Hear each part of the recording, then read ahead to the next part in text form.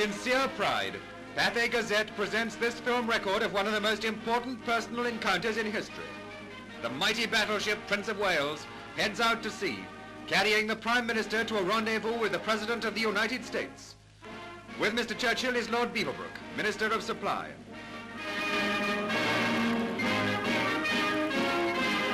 The Prime Minister is interested in everything in the ship and takes part in a conference in the Admiral's quarters.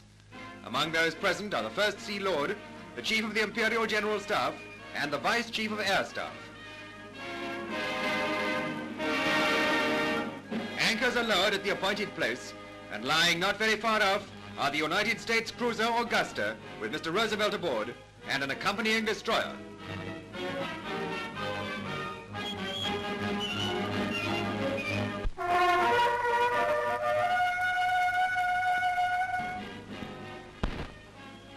With no loss of time, Mr. Churchill, with Lord Beaverbrook, sets out to greet the President aboard the American ship. It is to be a simple meeting of political heads of two greatest democracies. Not a pompous affair like the meetings of Hitler and his lackey Mussolini at the Brenner Pass.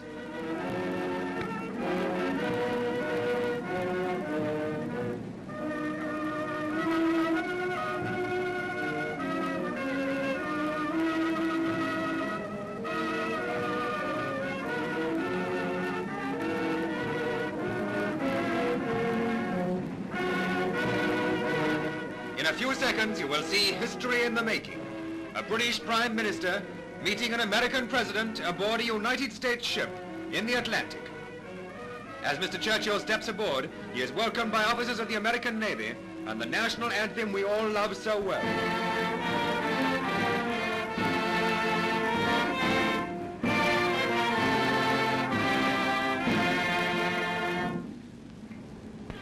On meeting Mr. Roosevelt, Mr. Churchill's first act is to hand him a letter from the King.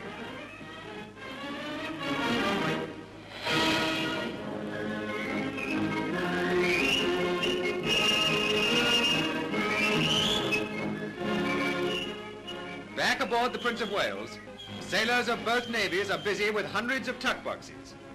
A present from the President himself to every man in the ship's company.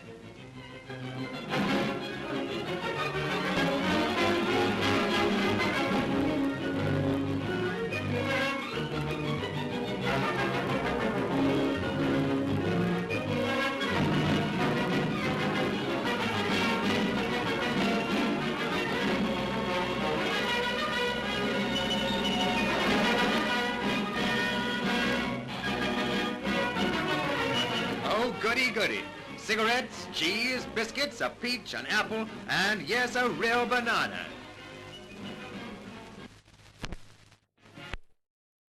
From the Augusta, President Roosevelt comes to return Mr. Churchill's call and continue the conversations they had already had at their earlier meeting. Conversations, the results of which are to ring round the world as a clarion call to all free and oppressed peoples and as a death knell to aggressors.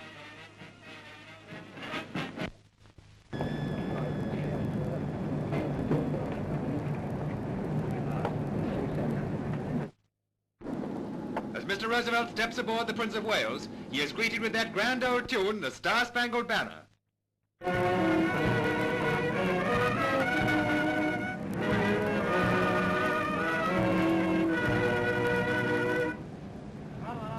This meeting between Mr. Winston Churchill and Mr. Franklin D. Roosevelt brings home forcefully to us how these two powerful personalities are, by the will of their respective countrymen, invested with a decisive part in the molding of human destiny.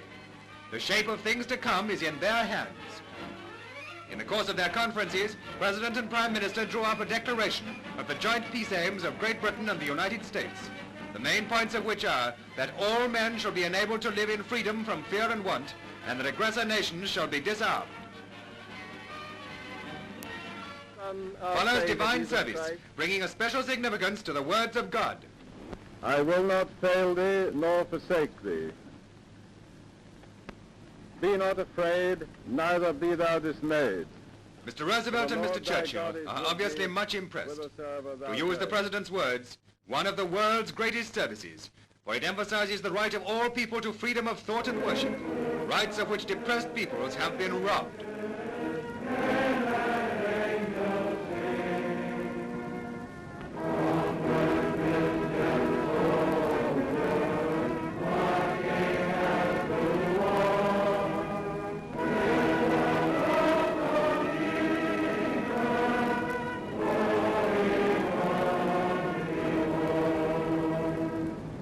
We are now privileged to hear commands given by a British naval officer and obeyed by men of two navies at the same time. Right down.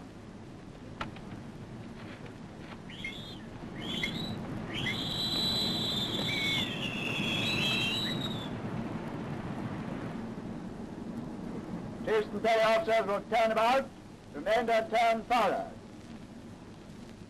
Ship's companies about, right and left, turn! March off the chiefs and petty officers. The sailors enjoy the chance of a yarn together before they part.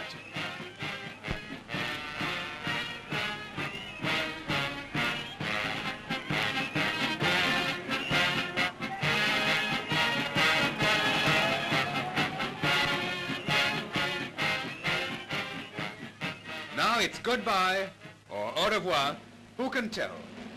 The lads of the United States Navy are loath to go, and our own boys in blue are loath to see them go. It's been a grand time, but now Jack Tar is going back to that other job of wiping Hitler and what's left of Musso from the seas.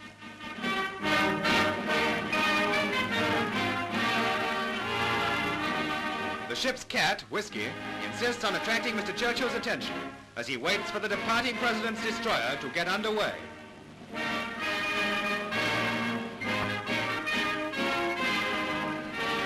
So ends one of the most historic meetings it has ever been our privilege to portray. Its full significance will be learned by our enemies in due course.